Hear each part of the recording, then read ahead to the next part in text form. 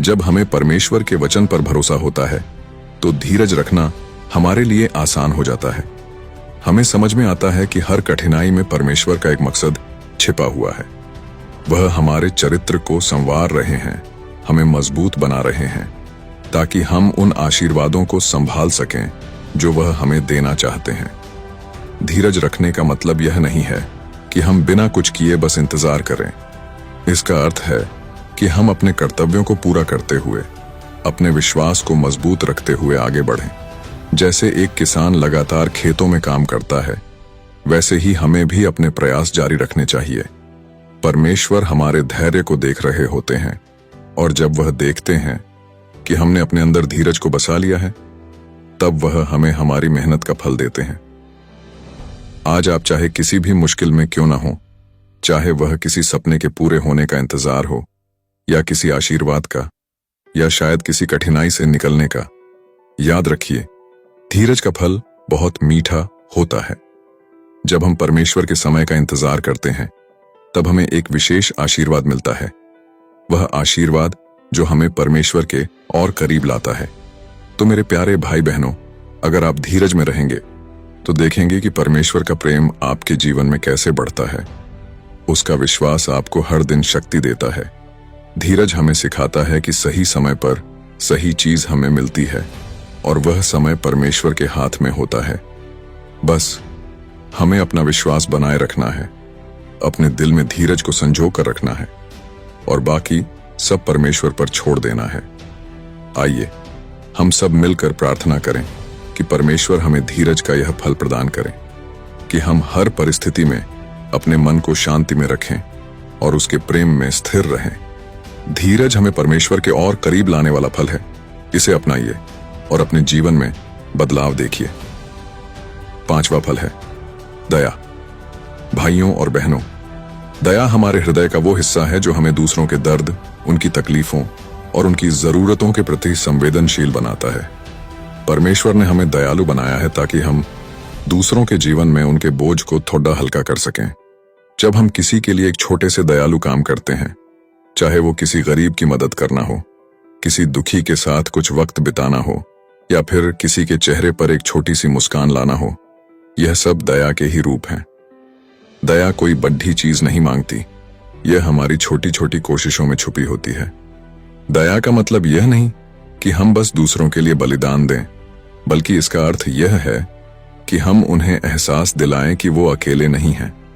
सोचिए, जब हम किसी को एक अच्छा शब्द कहते हैं या उनकी मदद के लिए हाथ बढ़ाते हैं, तो वो कैसा महसूस करते हैं।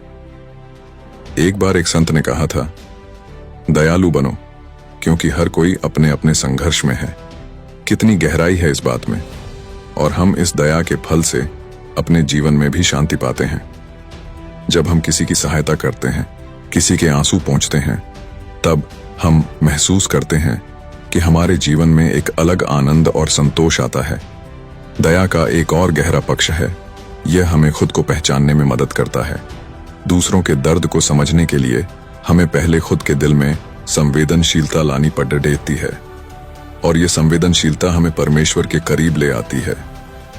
कई बार हमारे समाज में यह देखा गया है कि हम दूसरों को दोष देते हैं, उनका मजाक उड़ाते हैं और उनके संघर्षों को नजरअंदाज कर देते हैं।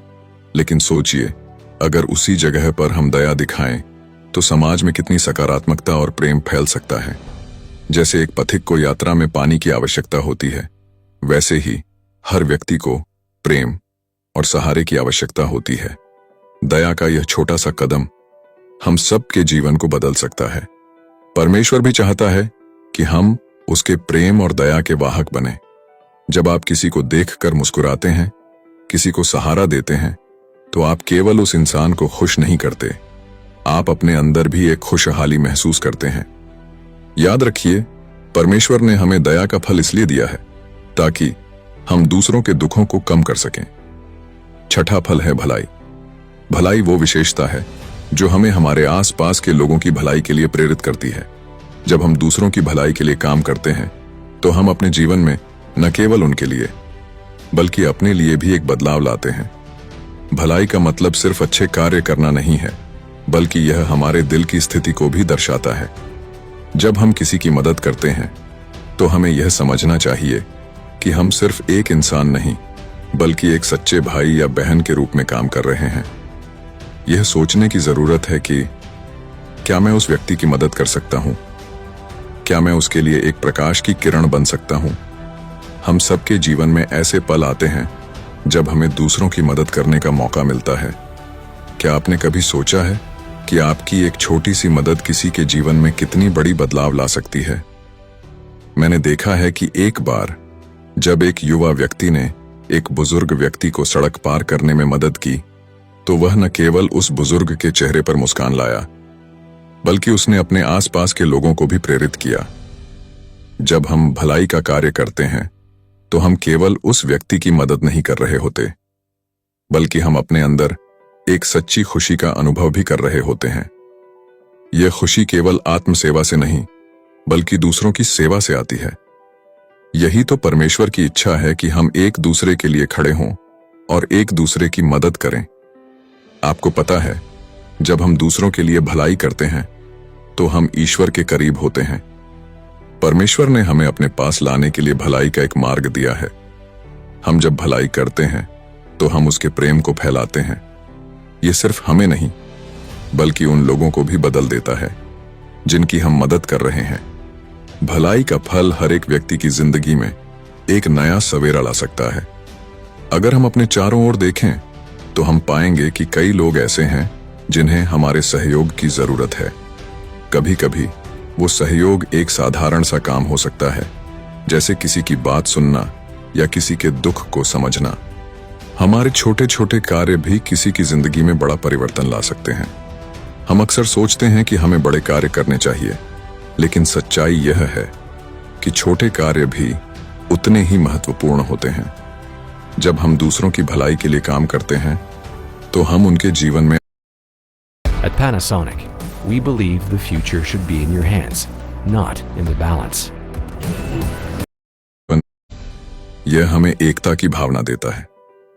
जब हम मिलकर किसी उद्देश्य के लिए काम करते हैं तो हम न केवल अपने लिए बल्कि एक सामूहिक भलाई के लिए काम कर रहे होते हैं। यह हम सभी को एकजुट करता है और हमें एक परिवार की तरह महसूस कराता है। अब सवाल यह है कि हम भलाई को अपने जीवन में कैसे शामिल कर सकते हैं। क्या आप जानते हैं कि आपको बस अपने दिल को सुनना है? यह समझना है कि आपके आसपास के लोग किस तरह के समर्थन की तलाश में हैं। कभी कभी यह सिर्फ एक मुस्कान या एक अच्छी बात कहने की बात होती है। जैसे जब हम किसी को देखकर मुस्कुराते हैं तो वह हमारी भलाई का पहला कदम है।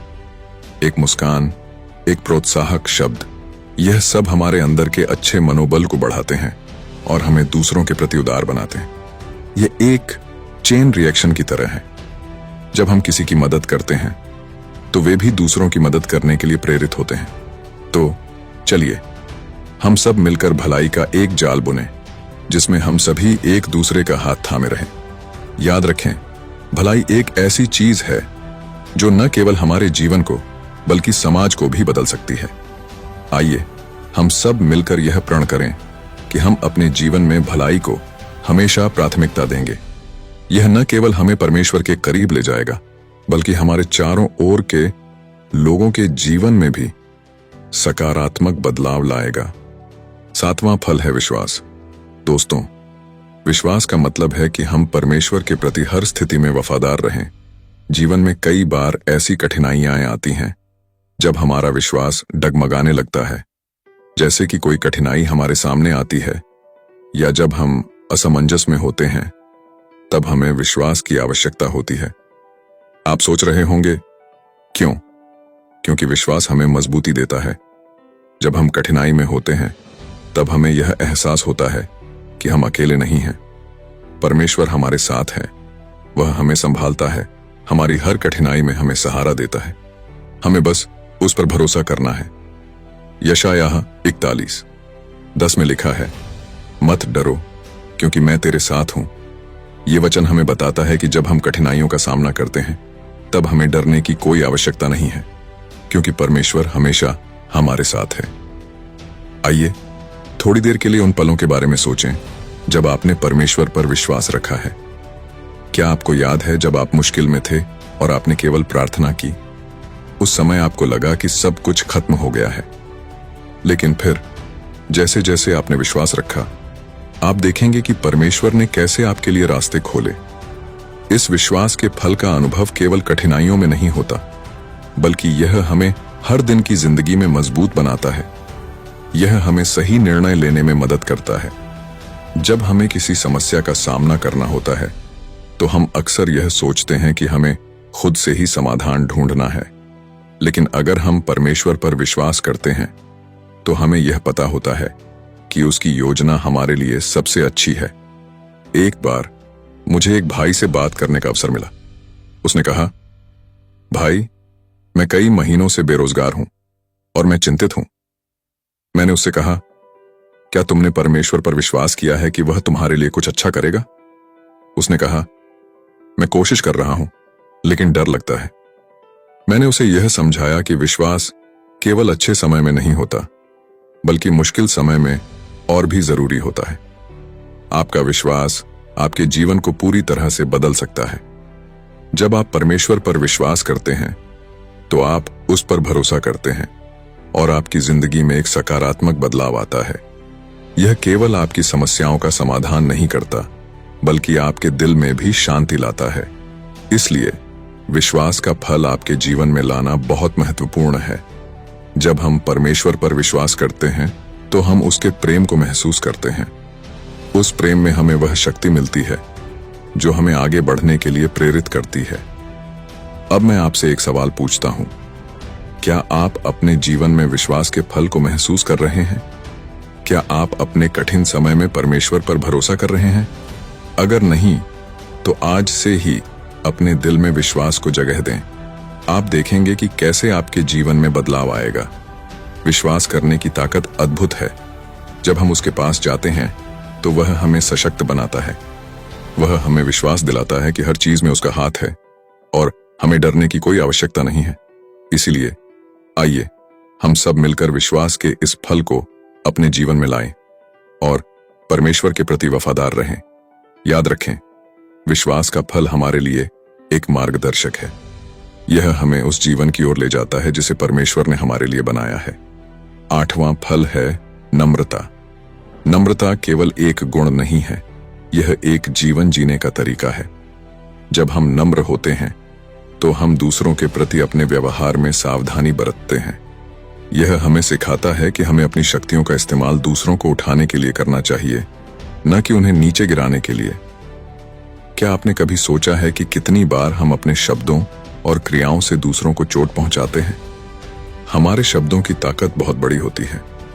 जब हम अपनी बात कहने का तरीका बदलते हैं, तो हम न केवल अपने रिश्तों को मजबूत करते हैं, बल्कि हम अपने चारों ओर का माहौल भी बदल देते हैं। नम्रता से जुड़ी एक महत्वपूर्ण बात यह है कि यह हमें सुनने की कला सिखाती है। जब हम दूसरे लोगों की बातों को ध्यान से सुनते हैं, तो हम उनकी भावनाओं और जरूरतों को समझ पाते हैं। यह समझदारी हमारे लिए एक पुल का काम करती है, जो हमें और दूसरों को करीब लाती है। जब हम किसी की बात को ध्यान से सुनते हैं, तो हम उन्हें यह महसूस कराते हैं कि वे महत्वपूर्ण हैं। यह सरल सी बात हमारे रिश्तों में गहराई लाने में मदद करती है। हमारे जीवन में नम्रता का अभ्यास करने से हम अनगिनत लाभ प्राप्त कर सकते हैं। यह हमें कठिन समय में भी शांति बनाए रखने की शक्ति देती है। जब हम नम्र होते हैं, तो हम संघर्ष और तनाव के बीच में भी स्थिर रह सकते हैं। हमारे मन में प्रेम और सहानुभूति का भाव बढ़ता है, जिससे हम अपने आसपास के लोगों के प्रति अधिक दयालु बनते हैं। क्या आप जानते हैं कि नम्रता से हमें क्षमा करने की क्षमता भी मिलती है? जब हम अपने दिल में नम्रता रखते हैं, तो हम दूसरों की गलतियों को जल्दी माफ कर सकते हैं। यह हमें अपने जीवन के बोझ को हल्का करने में मदद करता है। जब हम दूसरों के प्रति नम्र होते हैं, तो हम उनके प्रति सहानुभूति रखकर उनकी गलतियों को समझने का प्रयास करते हैं। इससे न केवल हम खुद को, बल्कि दूसरों को भी मुसीबतों से बाहर निकाल सकते हैं। एक और महत्वपूर्ण पहलू है नम्रता का, जो हमें परमेश्वर के करीब लाने में मदद करता है। जब हम अपनी आत्मा में नम्रता का फल विकसित करते हैं, तो हम अपने जीवन में परमेश्वर की उपस्थिति को महसूस कर सकते हैं। यह हमें हमारे आंतरिक संघर्षों और चुनौतियों का सामना करने में मदद करता है। नम्रता हमें सिखाती है कि हम अपनी सीमाओं को स्वीकार करें और परमेश्वर की सहायता की ओर झुकें। जब हम खुद को कमजोर मानते हैं, तब हम परमेश्वर की शक्ति को अपने जीवन में अधिक महसूस कर पाते हैं। इसीलिए नम्रता का फल हमारे जीवन में अनमोल है। यह हमें न केवल दूसरों के साथ संबंध बनाने में मदद करती है, बल्कि हमें खुद के साथ भी सही तरीके से जीने की कला सिखाती है। हमें अपने भीतर नम्रता का विकास करने की आवश्यकता है, ताकि हम इस संसार में प्रेम और सहानुभूति का प्रसार कर सकें। आइए हम सब मिलकर अपने जीवन में नम्रता को अपनाएं और अपने चारों ओर एक सकारात्मक वातावरण बनाएं। नम्रता से भरा जीवन न केवल हमें बल्कि हमारे समाज को भी बदल सकता है। तो आज से ही तय करें कि आप अपने जीवन में नम्रता के फल को विकसित करेंगे, क्योंकि नम्रता एक ताकत है जो हमें जीवन के संघर्षों में भी शांत और स्थिर रहने की शक्ति देती है। आइए परमेश्वर से प्रार्थना करें कि वह हमें नम्रता के इस फल को अपने जीवन में लाने का सामर्थ्य दे। 9वां फल है आत्मसंयम। जब हम आत्मसंयम की बात करते हैं, तो यह केवल अपने आप को रोकने की बात नहीं है। यह एक ऐसा वरदान है जो हमें हमारे भीतर की इच्छाओं और आदतों पर नियंत्रण रखने की शक्ति देता है। यह हमें उन खतरों से बचाने में मदद करता है जो हमें परमेश्वर से दूर ले जा सकते हैं। आत्मसंयम का अर्थ है खुद को नियंत्रित करना, अपनी इच्छाओं पर काबू पाना और उन चीजों से दूर रहना जो हमें कमजोर बना सकती हैं। जैसे कि जब हम सुबह उठते हैं, तो सबसे पहले हमें यह निर्णय लेना होता है कि हम क्या खाएंगे। क्या हम उस मीठी चीज को खा सकते हैं जो हमारी सेहत के लिए हानिकारक है, या हम एक स्वस्थ नाश्ता चुनेंगे। यही वह क्षण है जब आत्मसंयम की आवश्यकता होती है। यह निर्णय हमें केवल शारीरिक रूप से ही नहीं, बल्कि आध्यात्मिक रूप से भी मजबूत बनाता है। हमारी इच्छाएं कभी कभी बहुत जोर से बोलती हैं, जैसे कि हमें किसी चीज की बहुत तीव्र इच्छा हो सकती है, लेकिन आत्मसंयम हमें उस इच्छा के ऊपर काबू पाने की शक्ति देता है। यह हमें बताता है कि हम केवल अपने वर्तमान में नहीं, बल्कि अपने भविष्य में भी जी रहे हैं। जब हम आत्मसंयम का पालन करते हैं, तो हम अपने जीवन को एक नई दिशा में ले जा सकते हैं। क्या आप जानते हैं, आत्मसंयम केवल भोजन या किसी अन्य भौतिक वस्तु पर नियंत्रण नहीं है। यह हमारे विचारों, भावनाओं और व्यवहार पर भी लागू होता है। जब हम गुस्सा करते हैं, तो क्या हम तुरंत प्रतिक्रिया करते हैं, या हम थोड़ी देर रुककर सोचते हैं? आत्मसंयम हमें यह समझने में मदद करता है कि हमें हर परिस्थिति में अपने व्यवहार को कैसे नियंत्रित करना है। इसी तरह जब हम जीवन के मुश्किल समय में होते हैं, तब हमें कई बार ऐसी बातें कहने का मन होता है जो शायद हमें नहीं कहनी चाहिए। आत्मसंयम हमें सिखाता है कि हमें अपनी जुबान पर काबू रखना है। यह हमारी नकारात्मक भावनाओं को सही दिशा में मोड़ने में मदद करता है। जब हम किसी पर गुस्सा होते हैं, तब हमें खुद से पूछना चाहिए, क्या यह सच में सही प्रतिक्रिया है? आत्मसंयम हमें एक बेहतर इंसान बनाता है। यह हमें अपने आप को सुधारने का अवसर देता है। जब हम अपने भीतर आत्मसंयम विकसित करते हैं, तो हम अपने चारों ओर के लोगों पर भी सकारात्मक प्रभाव डालते हैं। हम दूसरों के सामने एक उदाहरण बनते हैं। लोग हमें देखकर प्रेरित होते हैं और यह उनके जीवन में भी बदलाव लाता है। याद रखें, आत्मसंयम केवल एक दिन का काम नहीं है। यह एक निरंतर प्रक्रिया है। जैसे जैसे हम इसे अपने जीवन में शामिल करते हैं, यह हमारे व्यक्तित्व का हिस्सा बन जाता है। और जब हम हर दिन आत्मसंयम के हम उसकी इच्छा के अनुसार जीते हैं और उसके मार्ग में चलते हैं। इसलिए जब भी आप किसी भी प्रकार की चुनौती का सामना करें, अपने भीतर आत्मसंयम को याद करें। अपने आप से कहें, मैं इस पर काबू पा सकता हूं। अपने आप को उस चुनौती के ऊपर उठाने के लिए प्रेरित करें। जब हम आत्मसंयम की ताकत को पहचानते हैं, तो हम अपने जीवन में नई ऊंचाइयों को छू सकते हैं। आत्मसंयम हमारे लिए एक गहना है जो हमें सच्चे प्रेम और समर्पण के साथ परमेश्वर के करीब ले जाता है। दोस्तों, आत्मा के ये 9 फल न सिर्फ हमारे जीवन को धन्य बना सकते हैं, बल्कि परमेश्वर के करीब जाने का एक सशक्त माध्यम भी है।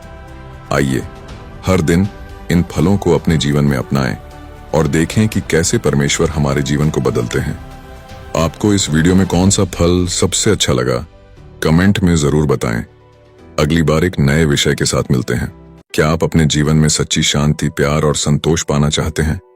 क्या आप परमेश्वर के करीब जाने की राह खोज रहे हैं? आज हम बात करेंगे आत्मा के 9 अद्भुत फलों की, जो आपके जीवन को बदल सकते हैं और आपको परमेश्वर के और करीब ले जा सकते हैं। गैलातियों 5:22-23 में बाइबल हमें बताती है आत्मा के 9 फलों के बारे में। ये फल हैं प्रेम, आनंद, शांति, धीरज, दया, भलाई, विश्वास, नम्रता और आत्मसंयम। ये सिर्फ शब्द नहीं है, बल्कि वो गुण हैं जो हमारे दिलों में परमेश्वर के प्रेम से उपजते हैं। सोचिए, अगर हमारा हर दिन इन गुणों से भरा हो तो हमारे जीवन का हर पल कितना अलग और सुंदर होगा। आइए इन फलों को एक एक कर समझें और जानें कि कैसे ये हमारी रोजमर्रा की जिंदगी को बदल सकते हैं। सबसे पहला और महान फल है प्रेम।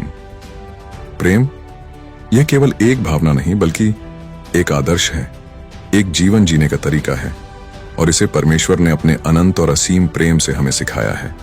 परमेश्वर का प्रेम असीम है, किसी शर्त में बंधा नहीं है। जैसे कि उसने हमें बिना किसी शर्त के प्रेम किया, वैसे ही यह हमें दूसरों से प्रेम करना सिखाता है। जरा सोचिए, जब हम इस दिव्य प्रेम को अपने हृदय में जगह देते हैं तो हमारे भीतर कैसी अद्भुत शक्ति जागृत होती है। आप में से कितने लोग ऐसे होंगे जिन्होंने कभी किसी से प्रेम किया होगा और बदले में केवल ठोकरें खाई होंगी। कई बार यह होता है, जब हम किसी पर विश्वास करते हैं, उन्हें अपने दिल के करीब रखते हैं, तो हमें निराशा मिलती है। पर क्या इस वजह से हमें प्रेम करना छोड़ देना चाहिए? नहीं। परमेश्वर के प्रेम का यह फल हमें सिखाता है कि प्रेम कोई व्यापार नहीं, बल्कि परमेश्वर का आशीर्वाद है। जब हम उसके प्रेम से भर जाते हैं तो हमारी सोच, हमारी दृष्टि और हमारा व्यवहार पूरी तरह बदल जाता है। देखिए, प्रेम करना आसान नहीं है, खासकर उन लोगों से जो हमें चोट पहुंचाते हैं, हमें समझते नहीं या हमें दुख देते हैं। परंतु परमेश्वर का प्रेम हमें यह कहता है कि उनसे भी प्रेम करो। यह हमें उन्हें समझने का, उनके दर्द को महसूस करने का और उन्हें माफ करने का हौसला देता है। जरा सोचिए, जब आप किसी के लिए अपना दिल खोलते हैं, उनके लिए दया और करुणा दिखाते हैं, तब वह व्यक्ति कैसा महसूस करता है। शायद वे सोचते हैं कि इस संसार में अभी भी ऐसे लोग हैं जो दूसरों की भलाई के बारे में सोचते हैं, जो स्वार्थ से ऊपर उठकर दूसरों के लिए जीते हैं। और यह प्रेम एक छोटा सा बीज हो सकता है, लेकिन जब यह फलता फूलता है तो इसकी शाखाएं उन सभी के दिलों तक पहुंचती हैं जिनसे हम जुड़े होते हैं। यही प्रेम का असली रूप है, दूसरों को ऊंचाई पर ले जाना, उन्हें प्रोत्साहन देना और उनके जीवन में एक नया अध्याय जोड़ना। यह प्रेम हमें दीनता सिखाता है, दूसरों की सेवा करने का गुण सिखाता है और हमें विनम्र बनाता है। परमेश्वर ने कहा है कि प्रेम केवल शब्दों से नहीं, कर्मों से दिखना चाहिए। जब हम अपने आसपास के लोगों को, जिनसे हम प्रतिदिन मिलते हैं, उन्हें प्रेम करना शुरू करते हैं, तो वे भी यह समझने लगते हैं कि हम सिर्फ उनके अपने लाभ के लिए नहीं, बल्कि सचमुच में उनकी भलाई के लिए उनकी जिंदगी में हैं। यह प्रेम एक ऐसी चिंगारी है जो एक दूसरे के जीवन में शांति और सुख का आगमन करती है। और जब आप किसी को सच्चे प्रेम से अपनाते हैं तो आप उनके जीवन में परमेश्वर की उपस्थिति का एहसास कराते हैं। भाइयों और बहनों, इस संसार में कई बार हमें गुस्सा आता है, नफरत महसूस होती है और कई बार हमारे दिलों में दूसरों के लिए कटुता आ जाती है। लेकिन इस प्रेम का फल हमें यह सिखाता है कि जहां प्रेम होता है वहां नफरत नहीं टिक सकती। जहां प्रेम होता है वहां हर द्वेष का अंत होता है। जब हम अपने दिल में प्रेम का यह पौधा लगाते हैं तो हमारे भीतर शांति और सहनशीलता की वृद्धि होती है। याद रखें, परमेश्वर का प्रेम हमारे जीवन में एक प्रकाश की तरह है। जिस प्रकार सूर्य का प्रकाश अंधकार को दूर कर देता है, उसी प्रकार प्रेम का यह प्रकाश हमारे अंदर से हर प्रकार के नफरत और क्रोध को दूर करता है। और जब हम दूसरों के लिए अपने दिल में यह प्रेम का भाव रखते हैं तो लोग हमें देखकर परमेश्वर का प्रेम महसूस करते हैं। यही प्रेम हमें एक दूसरे के करीब लाता है, समाज में शांति और सौहार्द का निर्माण करता है और हमारे चारों ओर एक सकारात्मक वातावरण की रचना करता है। आज आप सभी से मैं यही विनती करता हूं कि इस प्रेम को अपने जीवन में शामिल करें, क्योंकि यह कोई साधारण प्रेम नहीं है। यह वह दिव्य प्रेम है जो परमेश्वर ने हमें दिया है, जो हमें दूसरों के लिए जीना सिखाता है। अगर हम इसे अपने जीवन में पूरी तरह आत्मसात कर लें तो देखिएगा हमारे जीवन में कैसी अद्भुत बदलावों की शुरुआत होगी। आप लोगों के दिलों में भी प्रेम के ऐसे ही बीज बोने लगेंगे, और जब आप प्रेम करेंगे तो लोग यह जानेंगे कि यही परमेश्वर की इच्छा है। तो आइए इस प्रेम को अपने जीवन का हिस्सा बनाएं और इसे दूसरों के साथ बांटें। दूसरा फल है आनंद। भाइयों और बहनों, आनंद का अर्थ सिर्फ हंसी खुशी से नहीं है, बल्कि यह उस आंतरिक शांति और सुख का प्रतीक है जो हमें परमेश्वर से प्राप्त होती है। हम अक्सर सोचते हैं कि अगर हमारी जिंदगी में सब कुछ अच्छा चल रहा हो तो हमें खुशी मिलती है, लेकिन सच्चा आनंद उससे कहीं परे है। ये एक ऐसी आंतरिक अनुभूति है जो हमारे हृदय को उस वक्त भी शांत रखती है जब बाहरी परिस्थितियां कठिन होती हैं। क्या आपने कभी महसूस किया है कि किसी मुश्किल घड़ी में भी कोई अदृश्य शक्ति आपके साथ है? यही परमेश्वर में आनंद है। यह आनंद हमें निराशा में हिम्मत देता है, हमारी परेशानियों में उम्मीद की रोशनी जलाता है। ये वो आनंद है जो हमें तब मिलता है जब हम समझते हैं कि हमारे जीवन का हर पहलू, हर अनुभव, हर मुश्किल, सब कुछ परमेश्वर की योजना का हिस्सा है। सोचिए, जब हम जीवन के कठिन क्षणों से गुजरते हैं तब परमेश्वर में जो आनंद हमें मिलता है वो एक आशीर्वाद की तरह हमारे जीवन में आता है। मान लीजिए कि एक व्यक्ति ने अपनी नौकरी खो दी है। ये एक कठिन परिस्थिति है, लेकिन जो व्यक्ति परमेश्वर में विश्वास करता है वह इस हालात में भी एक आंतरिक शांति और विश्वास अनुभव करेगा। वह जानता है कि परमेश्वर ने अगर एक दरवाजा बंद किया है तो एक और दरवाजा खुलने वाला है। यही है परमेश्वर में आनंद का अनुभव जो हमें हर स्थिति में आगे बढ़ने की शक्ति देता है। भाइयों और बहनों, जब हम इस आनंद को अपने जीवन में स्वीकारते हैं तो हमारी सोच बदल जाती है। अब हर दिन का अनुभव नया लगता है, क्योंकि हम हर परिस्थिति में परमेश्वर की कृपा देख पाते हैं। चाहे हमारे पास सुख हो या दुख, आनंद का ये फल हमें एक नए दृष्टिकोण से जीवन देखने का अवसर देता है। हमें सिखाता है कि हर दिन एक नया अवसर है, एक नया आशीर्वाद है, और ये आनंद केवल हमारे लिए नहीं है, ये दूसरों में भी झलकता है। हमारे चेहरे पर जो खुशी होती है वो दूसरों को भी महसूस होती है। हमारे अंदर की ये आंतरिक खुशी हमारे रिश्तों में मिठास लाती है, हमारे समाज में शांति लाती है। लोग हमारे साथ समय बिताना चाहते हैं क्योंकि हम में परमेश्वर का वह आनंद है जो दूसरों को भी प्रेरित करता है। आपने देखा होगा, जब हम आनंद में होते हैं तो हमारी सोच कितनी सकारात्मक हो जाती है। अब छोटी छोटी बातें हमें नाराज नहीं करती, क्योंकि हम जानते हैं कि हर चीज परमेश्वर की इच्छा से हो रही है। हम हर परिस्थिति को उसकी योजना का हिस्सा मानते हैं। इस तरह का आनंद हमें मजबूती देता है, हमारे अंदर विश्वास को बढ़ाता है और हमें परमेश्वर के और करीब लाता है। परमेश्वर में आनंद का सबसे बड़ा लाभ यह है कि यह हमें हर एक दिन को एक नए तरीके से जीने की प्रेरणा देता है। जैसे सुबह का सूरज हर दिन नई रोशनी लेकर आता है, वैसे ही परमेश्वर का आनंद हमें हर दिन नई उम्मीदों के साथ जीने की प्रेरणा देता है। सोचिए, अगर हम इस आनंद के फल को अपने जीवन में धारण कर लें तो हम हर चुनौती को कैसे देखेंगे। हम कठिनाइयों में भी उस खुशी को महसूस करेंगे, क्योंकि हमारा विश्वास परमेश्वर में है और हमें पता है कि वह हमारे लिए हमेशा भला ही चाहता है। तीसरा फल है शांति। शांति वो आंतरिक सुकून जो इस संसार में न तो खरीदा जा सकता है, न ही किसी दौलत से पाया जा सकता है। ये वो शांति है जो केवल परमेश्वर में पूरी तरह से विश्वास करने पर मिलती है। प्रभु ने कहा है, मैं तुम्हें ऐसी शांति देता हूं जो दुनिया नहीं दे सकती। सोचिए, कैसी होगी वो शांति। वो शांति जो हमारे दिल और मन को थामे रखती है, चाहे परिस्थिति कैसी भी हो, चाहे हमारे चारों ओर कितनी भी उथल पुथल हो, चाहे कितने भी सवाल हमारे दिल में हों, यह शांति हमें हर परेशानी से परे ले जाती है। बहुत से लोग सोचते हैं कि शांति पाने के लिए उनके जीवन में सब कुछ सही होना चाहिए। हमें लगता है कि जब सभी समस्याएं हल हो जाएंगी तब हमें सच्ची शांति मिलेगी। लेकिन क्या यही सच्ची शांति है? नहीं। परमेश्वर की शांति बाहरी परिस्थिति पर निर्भर नहीं करती, बल्कि हमारे आंतरिक विश्वास पर निर्भर करती है। जब हम अपने जीवन के हर पहलू में परमेश्वर को सौंप देते हैं, तब हमारे दिल में एक ऐसा सुकून भर जाता है जो किसी भी तूफान में हमें स्थिर रखता है। यह शांति वही है जो यीशु मसीह ने अपने शिष्यों को दी थी, एक ऐसी शांति जो हर दर्द, हर आघात के बीच भी मन को स्थिर रखती है। कई बार जीवन में ऐसा भी होता है कि हम अपने आप को पूरी तरह से खो देते हैं। हम सोचते हैं कि सब कुछ खत्म हो गया है। उस समय में हमारे चारों ओर का अंधकार हमें डरा देता है।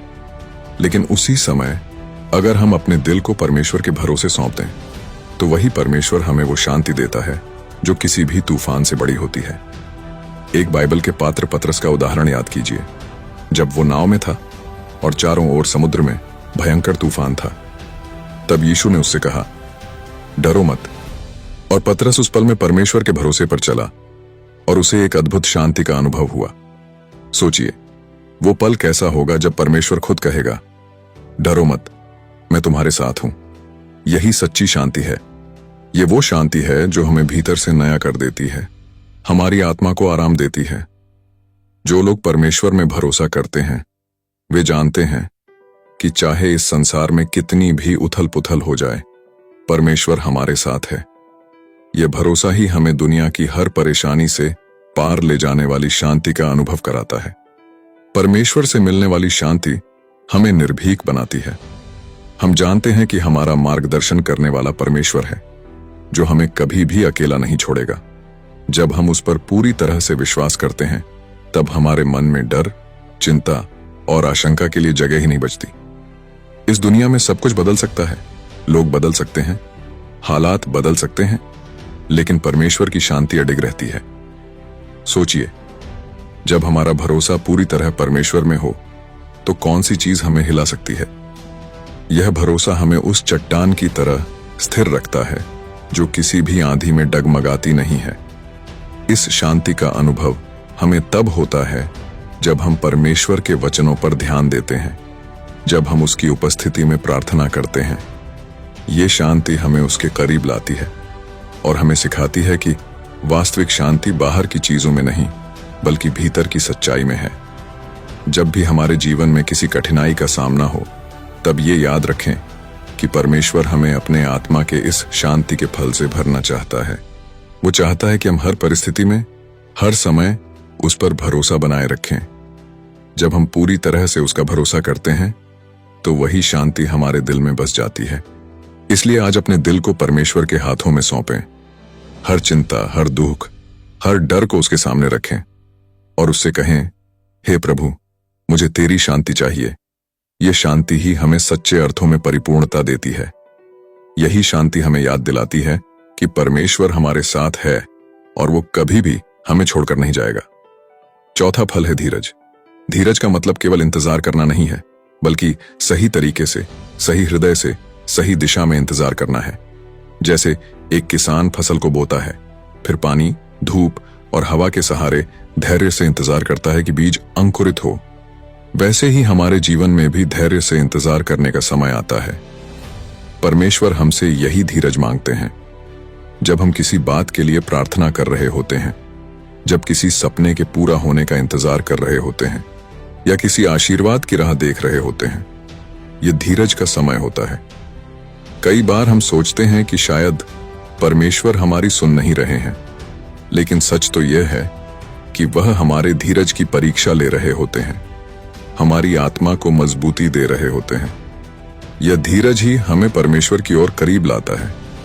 क्या कभी आपने सोचा है कि क्यों हमें धीरज रखना कठिन लगता है? क्योंकि हम इंसान हैं और हमारी कमजोरियों में से एक है तुरंत पाना। हम चाहते हैं कि जो चीज हम चाहते हैं वो हमें तुरंत मिले। लेकिन परमेश्वर का मार्ग थोड़ा अलग है। वह जानते हैं कि जब हम धीरज से किसी चीज का इंतजार करते हैं तो उस चीज का मूल्य हमारे लिए और बढ़ जाता है। तब हम उस आशीर्वाद की कद्र करने लगते हैं। जरा सोचिए, जब एक माता पिता अपने बच्चे को कोई बड़ी जिम्मेदारी देने के लिए इंतजार करते हैं तो क्या वह उस बच्चे को उस समय तैयार नहीं कर रहे होते?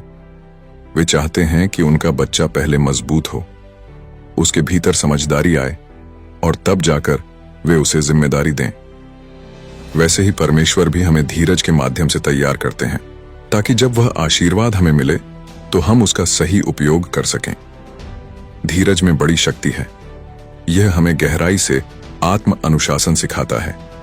अपने आप को नियंत्रित रखना, अपने मन को शांत रखना और अपने विचारों को संयमित करना, यह धीरज का ही प्रभाव है।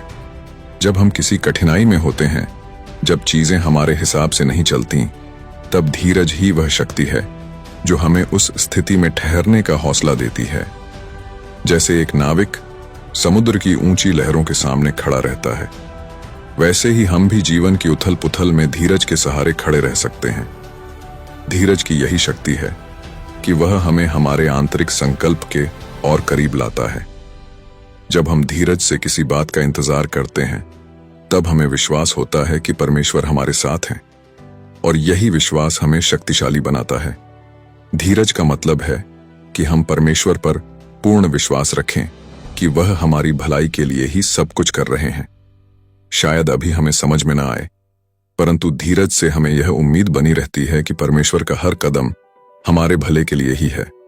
जब हम धीरज रखते हैं तो हम खुद को बहुत सी चीजों से बचा रहे होते हैं, अनावश्यक चिंता, तनाव और भय से।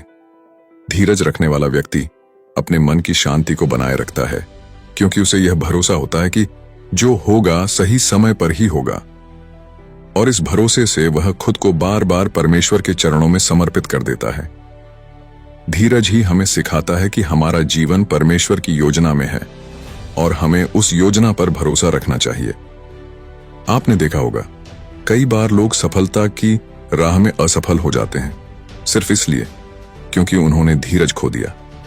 जब हमें परमेश्वर के वचन पर भरोसा होता है तो धीरज रखना हमारे लिए आसान हो जाता है। हमें समझ में आता है कि हर कठिनाई में परमेश्वर का एक मकसद छिपा हुआ है। वह हमारे चरित्र को संवार रहे हैं, हमें मजबूत बना रहे हैं, ताकि हम उन आशीर्वादों को संभाल सकें जो वह हमें देना चाहते हैं। धीरज रखने का मतलब यह नहीं है कि हम बिना कुछ किए बस इंतजार करें। इसका अर्थ है कि हम अपने कर्तव्यों को पूरा करते हुए अपने विश्वास को मजबूत रखते हुए आगे बढ़ें। जैसे एक किसान लगातार खेतों में काम करता है, वैसे ही हमें भी अपने प्रयास जारी रखने चाहिए। परमेश्वर हमारे धैर्य को देख रहे होते हैं, और जब वह देखते हैं कि हमने अपने अंदर धीरज को बसा लिया है, तब वह हमें हमारी मेहनत का फल देते हैं। आज आप चाहे किसी भी मुश्किल में क्यों ना हो, चाहे वह किसी सपने के पूरे होने का इंतजार हो, या किसी आशीर्वाद का, या शायद किसी कठिनाई से निकलने का, याद रखिए, धीरज का फल बहुत मीठा होता है।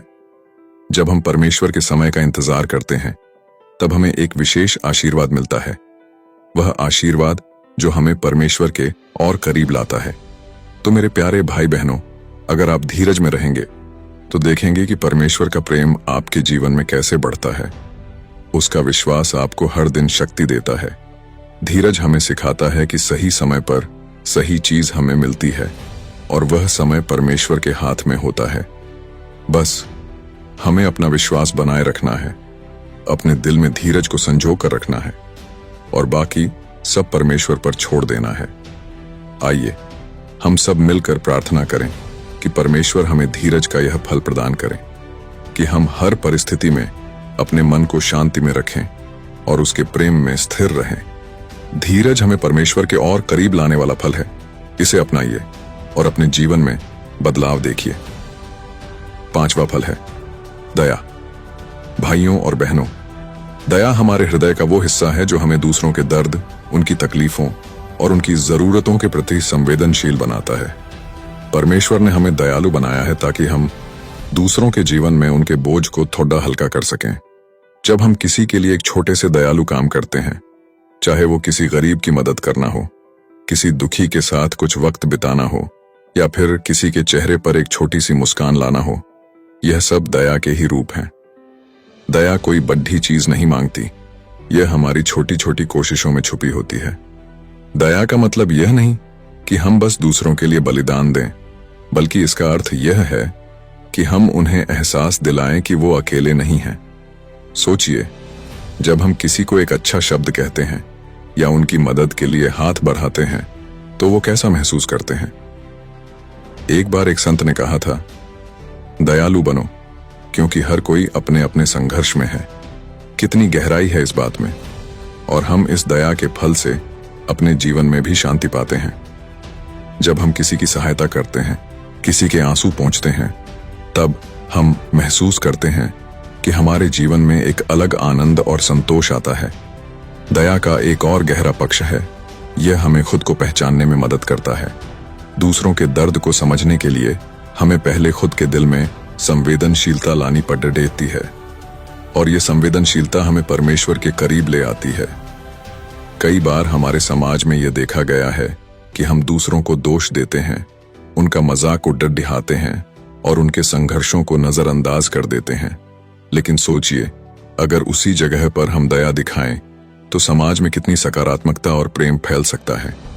जैसे एक पथिक को यात्रा में पानी की आवश्यकता होती है, वैसे ही हर व्यक्ति को प्रेम और सहारे की आवश्यकता होती है। दया का यह छोटा सा कदम हम सबके जीवन को बदल सकता है। परमेश्वर भी चाहता है कि हम उसके प्रेम और दया के वाहक बने। जब आप किसी को देखकर मुस्कुराते हैं, किसी को सहारा देते हैं, तो आप केवल उस इंसान को खुश नहीं करते, आप अपने अंदर भी एक खुशहाली महसूस करते हैं। याद रखिए, परमेश्वर ने हमें दया का फल इसलिए दिया है ताकि हम दूसरों के दुखों को कम कर सकें। छठा फल है भलाई। भलाई वो विशेषता है जो हमें हमारे आसपास के लोगों की भलाई के लिए प्रेरित करती है। जब हम दूसरों की भलाई के लिए काम करते हैं तो हम अपने जीवन में न केवल उनके लिए बल्कि अपने लिए भी एक बदलाव लाते हैं। भलाई का मतलब सिर्फ अच्छे कार्य करना नहीं है, बल्कि यह हमारे दिल की स्थिति को भी दर्शाता है। जब हम किसी की मदद करते हैं